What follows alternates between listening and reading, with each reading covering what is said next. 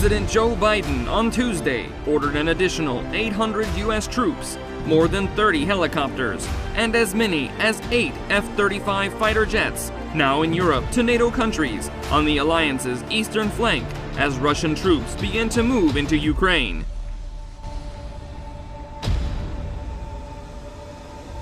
The roughly 800 U.S. troops will deploy to Estonia, Latvia, and Lithuania to reinforce and reassure our NATO allies today in response to Russian admissions that it will not withdraw its forces from Belarus, the president said in a public address from the White House.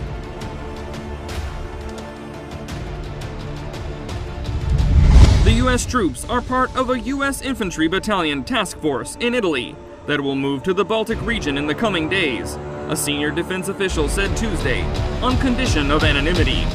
An attack aviation battalion of 20 AH-64 helicopters from Germany will also join them. The official did not name the task force, but Italy is home to the 173rd Airborne Brigade, which is known as the Army's contingency response force in Europe, specializing in providing rapid forces when needed in the region, according to its website. Additionally, up to 8 F-35 strike fighter jets will move from Germany to several operating locations along NATO's eastern flank, according to the official. The defense official did not reveal the strike fighter squadron, but the Air Force sent F-35A Lightning II fighter aircraft to Spangdahlem Air Base in Germany earlier this month to bolster defenses. Those jets are from the 34th Fighter Squadron, 388th Fighter Wing at Hill Air Force Base in Utah.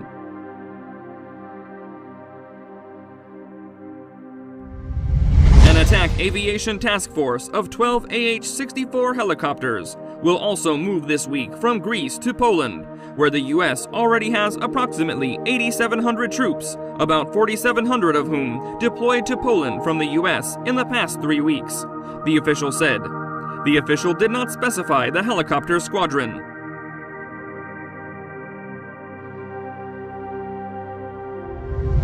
These forces, comprised of aviation elements and ground forces, will move within the European area of operations to NATO's northeastern and southeastern flanks in coming days and are expected to be in place later this week, the official said. These additional personnel are being repositioned to reassure our NATO allies, deter any potential aggression against NATO member states, and train with host nation forces.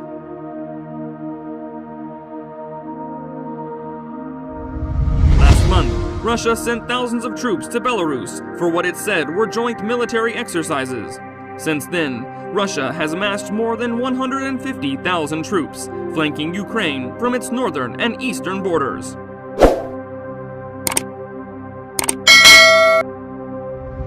We want to send an unmistakable message that the United States, together with our allies, will defend every inch of NATO territory and abide by the commitments we made to NATO, Biden said. We still believe that Russia is poised to go much further in launching a massive military attack against Ukraine.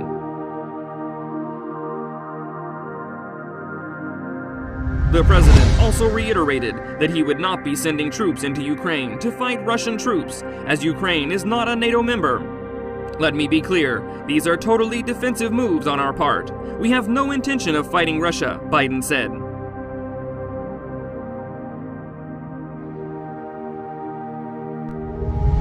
The Baltic states have been calling on the U.S. and other NATO members to send in more reinforcements over concerns about potential Russian aggression. The area is widely regarded by many security analysts as especially vulnerable to Russia, given Moscow's geographic and military advantages.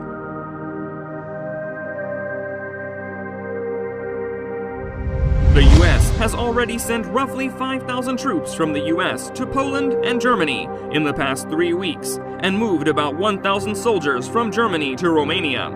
On Tuesday, Russian Parliament approved Russian President Vladimir Putin's request to deploy its forces abroad after the country on Monday recognized the independence of 2 breakaway regions in eastern Ukraine, Donetsk and Lugansk, according to Russian state media.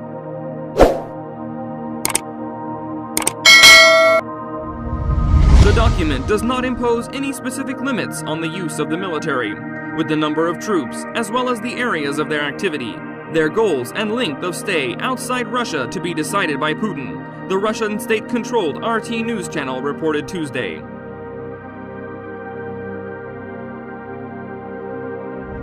Defense Secretary Lloyd Austin said Tuesday during a meeting with Ukrainian Foreign Minister Dmytro Kuleba at the Pentagon that Russia's invasion of Donetsk and Lugansk is threatening the peace and security and prosperity of Ukraine and the transatlantic community.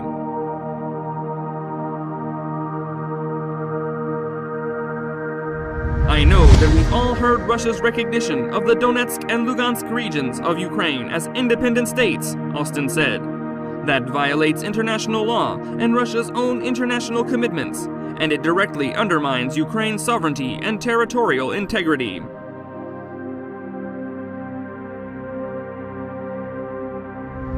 So let's be clear, the U.S. support for Ukraine's self-defense, sovereignty, and territorial integrity is unwavering, he added. Biden and Russian forces remain poised to attack Ukraine, and they have moved warplanes, offensive missile systems, and more troops closer to the Ukrainian border.